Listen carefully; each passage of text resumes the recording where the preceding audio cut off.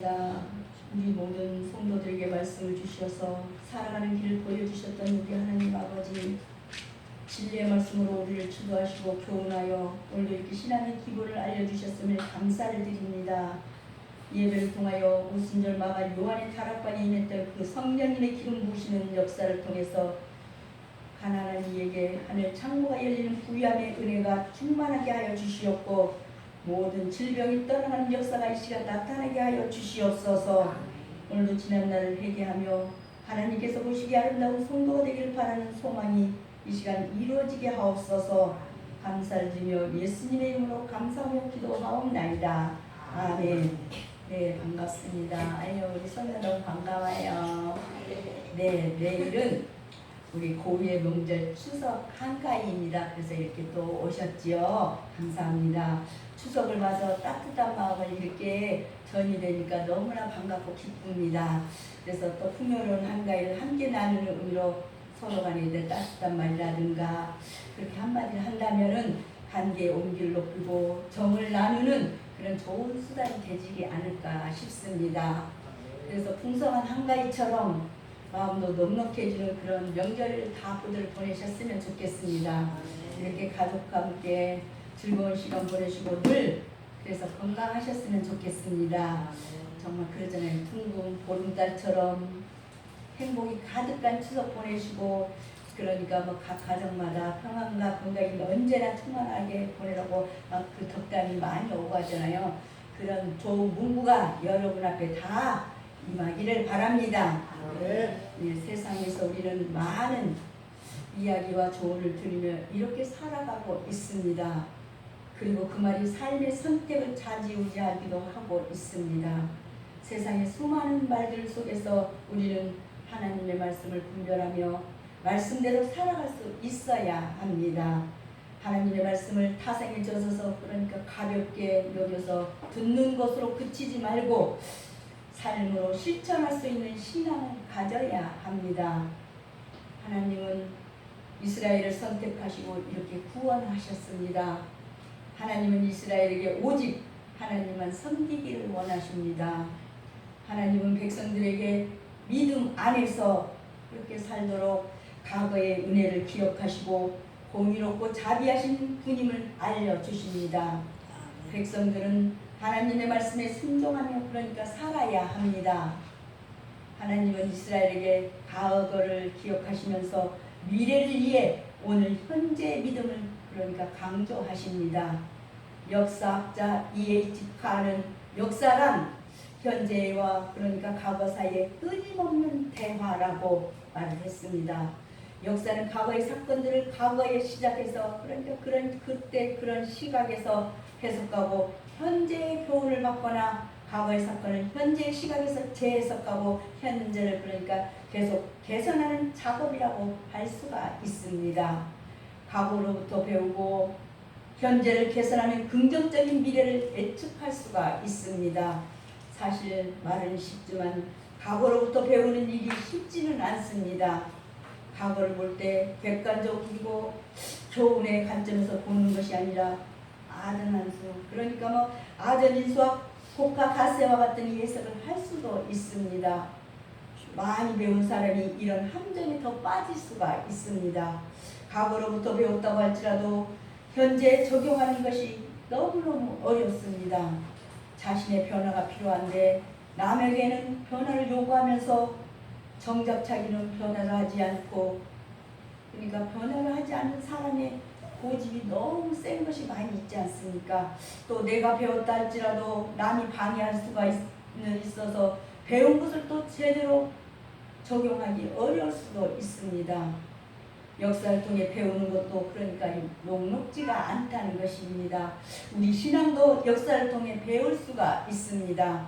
이스라엘 민족의 역사를 보면 우리가 어떻게 신앙생활을 해야 그러니까 하는지를 잘 알 수가 있습니다.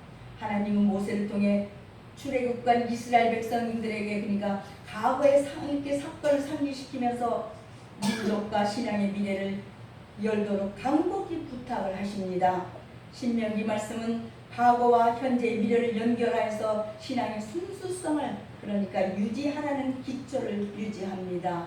오늘 과거에서 미래까지 신앙의 기본이 어떻게 되는지 말씀에서 한번 보겠습니다. 첫째로 하나님은 질투하시는 하나님이십니다. 하나님은 당신의 백성이 당하는 고통을 알고 계셨습니다. 하나님은 모세를 부르실 때 이렇게 말씀을 하셨습니다. 내가 애굽에 있는 내 백성의 고통을 분명히 보고 그들의 감곡대로 말미암아 부르짖음을 듣고 그 근심도 알다고 출애굽기 3장 7절 말씀을 하십니다. 또 모세는 하나님의 그림자를, 그러니까 하나님의 임재를 깊이 깨달아서 또 능하신 하나님께서 자신과 함께 하신다는 확신을 갖고 그 땅에서 내려왔습니다. 하나님이 고통당하는 백성을 애굽으로부터 이렇게 구원해 내셨습니다. 구원받은 백성들은 오직 하나님만을 그러면 섬겨야 합니다. 그러나 광야에서 행진하던 이 백성들이 하나님의 은혜를 저버린 적이 많았습니다.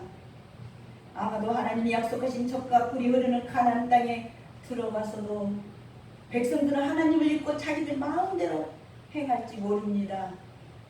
하나님은 백성들에게 당신을 소멸하는 불이며 질투하시는 하나님이라고 알려주십니다. 백성들이 가나안에서 자식 낳아 기르며 오래 살지만 우상을 섬기고 악을 행하여 하나님의 진노를 살 수가 있습니다.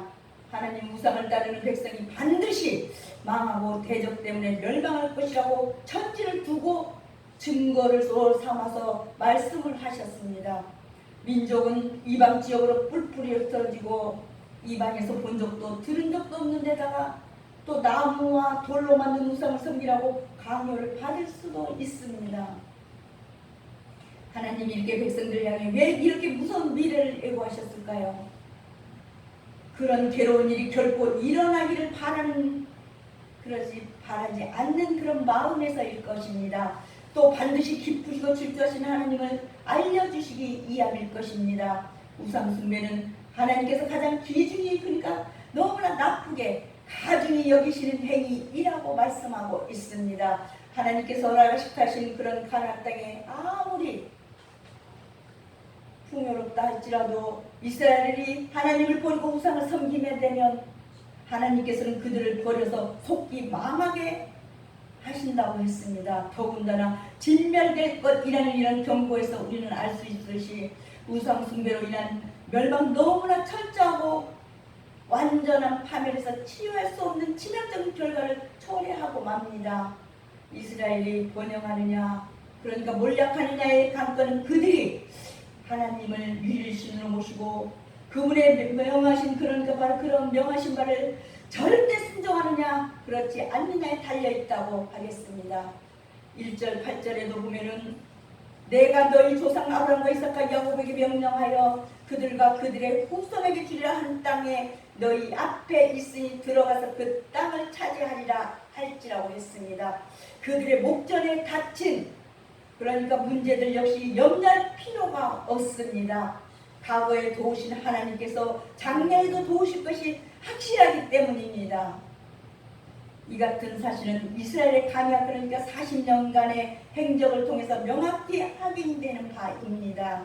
실로 이스라엘은 가데스 반역 사건으로 인해서 가나안에 들어가지 못하고 40년간의 방황과 함께 계속 방황과 함께 그곳에서 죽어가야만 했습니다.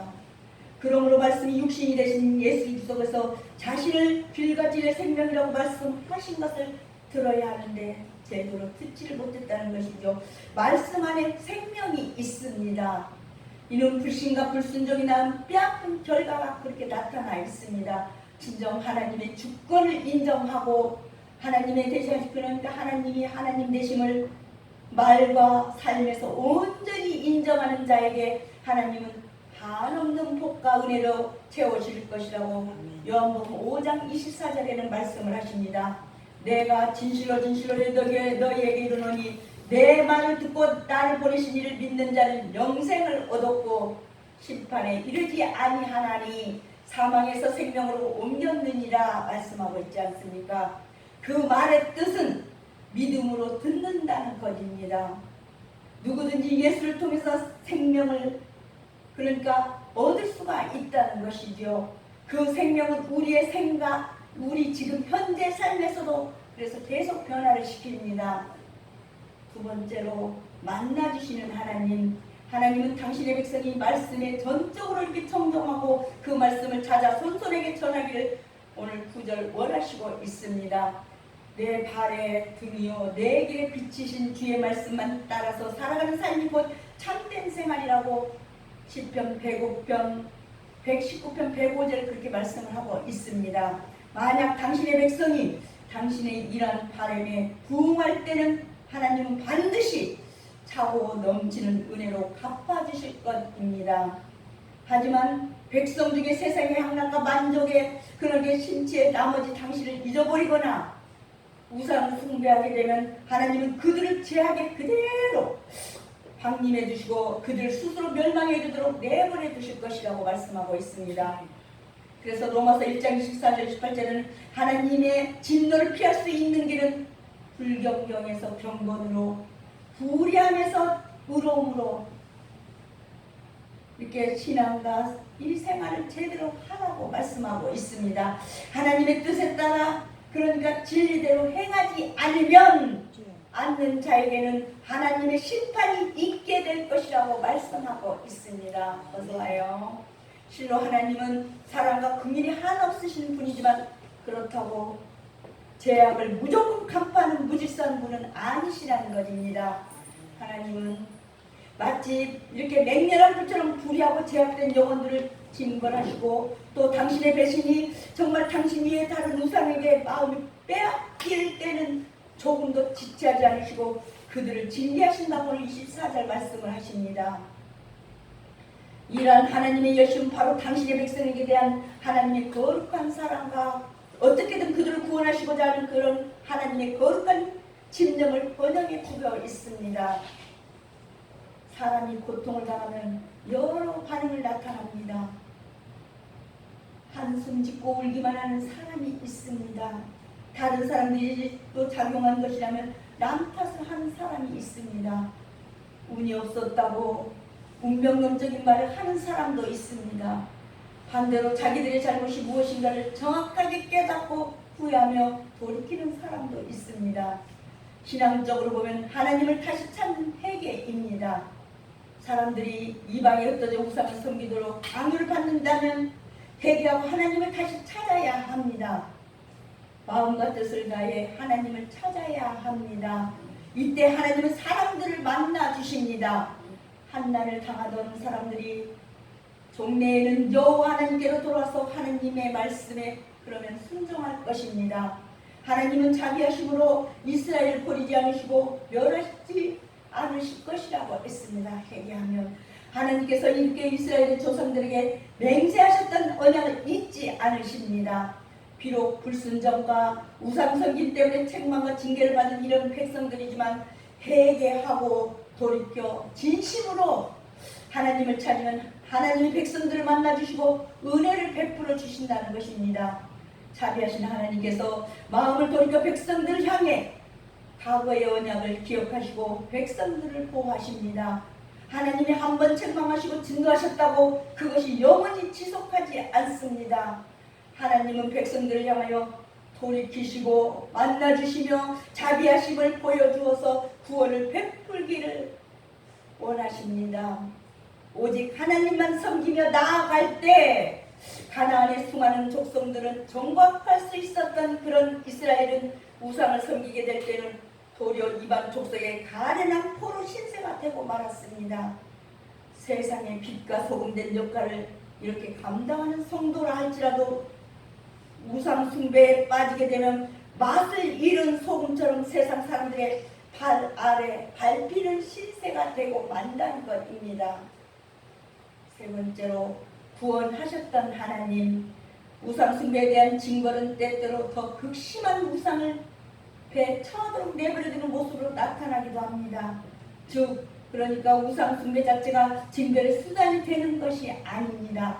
하나님께서는 이처럼 피조물을 조물주보다 더 경배하고 섬기는 자들 죄악 가운데 내버려 두시는 것입니다. 로마서 1장 24절 28절 29절에 보면 하나님의 선하신 뜻을 도리어 악용한 결과로 인하여 내버림을 당하는 인간이 처참함을 보여주고 있습니다. 하나님의 형상대로 지음받은 인간이 하나님께로부터 버려짐을 그러니까 당한 결과는 멸망뿐입니다. 하나님을 섬길 때 누리게 되는 복과 우상숭배에 빠질 때 이렇게 처하게 되는 저주를 늘 우리는 기억해야 합니다. 하나님은 비록 타락하고 범죄한 영혼일지라도 자신의 그릇됨을 깊이 통찰하고 참여하며 당신을 찾는 그러니까 당신을 교회에서 다시 찾는 영혼은 반드시 용납해 주신다고 29절 오늘 말씀하고 있습니다. 마음을 다하고 뜻을 다하여 그를 찾으면 만나리라. 하나님께서는 자기 백성을 위하여 놀라운 이적을 베푸시며 친히 음성을 들려주시는 구원자이십니다. 왜냐하면 하나님은 죄는 미워도 사람 미워하지 않는다고 하잖아요. 죄는 미워도 죄인은 사랑하시기 때문입니다. 사실 하나님께서 범죄한 인간을 징계하시는 것은 그런 사람을 그러니까 영원히 멸망시키려 함이 아니요 그를 다시 온전히 있게 세우려 함이라고 말씀을 하십니다. 따라서 아무리 큰 죄를 범한 자일지라도 진정으로 참회하고 통에 자복하는 눈물을 흘리기만 한다면 하나님은 그의 찢긴 가슴을 어루만지시며 그를 다시 당신의 자녀로 맞아주실 것이라고 누가복음 15장 17절 24절은 말씀을 하고 있습니다. 주님께서는 다 알고 계십니다. 그분 앞에서는 아무것도 숨길 수가 없습니다. 주님께서는 우리의 안고 일어서는 것까지도 다 감찰하고 계시는 분이시라고 시편 139편 1절 4절에는 기록되어 있습니다. 만약 이 같은 하나님의 회복의 은총이 없었다면 우리 중에 살아남을 인생은 아무도 없을 것이라고 시편 51편에는 말씀하고 있습니다. 우리의 모든 죄는 하나님께 내놓아야 합니다. 우리의 죄에 대한 고백과 회개는 하나님의 은총을 우리가 구하는 것과 자녀로 다시 회복됨을 의미하는 것입니다. 사실 이스라엘은 과거에 하나님의 은혜로 구원을 경험했었습니다. 하나님의 구원을 이스라엘 민족으로서는 그러니까 처음 듣고 경험하는 일이었습니다. 사람의 생각과 상상으로는 도저히 타다를 수 없는 놀라운 은혜의 그런 사건입니다. 하나님은 이스라엘이 있기 전에 세상이 창조된 이후로 지나간 세월은 기억하고 더듬어 보건대 하늘 아래 이런 큰일이 어디 있었으며 이런 일을 들어본 적도 없다고 말씀을 하십니다. 어느 민족이 불 가운데서 말씀하시는 하나님의 음성을 듣고 생존한 적이 없는데 이스라엘은 생존하였습니다. 그 누구도 이렇게 부름을 받고 생존한 적이 없는데 오늘 여러분들이 생존했습니다. 하나님이 이스라엘에게 특별한 은혜를 이렇게 베푸셨습니다. 하나님이 이스라엘을 애굽에서 빼내서 해방하실 때는 시험과 이적과 기사와 전쟁을 애굽에 내리셨습니다. 그리고 강한 손과 판별로 그러니까 이 편팔로 애굽 사람들에게 두려운 일을 행하심으로 이스라엘을 구원하셨습니다. 하나님이 억압당하는 이 민족 이스라엘을 억압하는 애굽 민족으로부터 구해내셨는데 이런 사건은 오직 하나님께서 이스라엘에게만 주신 은혜였습니다. 이스라엘이 우리잖아요. 하나님께서 애굽에서 이스라엘을 보고 듣는 중에 애굽을 이렇게 징계하시고 이스라엘에게 구원을 베푸셨습니다. 하나님께서 이스라엘에게 과거의 구원을 기억시키셨습니다. 하나님의 전능하신가 전무후무한 구원임을 알려주셨습니다. 그 이유는 여호와는 하나님이시고 여호와 하나님 외에 다른 신이 없음을 알리시기 위함입니다. 하나님의 존귀하심과 우상의 무가치함은 너무나 뚜렷이 그러니까 대조됩니다. 인간이 자신을 창조하신 하나님을 섬기는 것은 당연하지만 자신의 손에 의해 만들어진 우상을 섬기는 것을 있을 수가 없는 일입니다.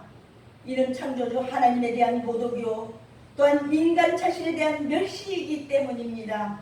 우리는 하나님은 하나님대로 피조물은 피조물대로 정당하고 합당한 대우를 해야 하겠습니다. 마지막으로 교훈하시는 하나님께서는 자기 백성을 위하여 놀라운 이적을 베푸시면서 친히 음성을 들려주시는 구원자이십니다. 그러나 우상은 보지도 듣지도 못하며 먹거나 냄새 맡지도 못하는 목석에 불과합니다.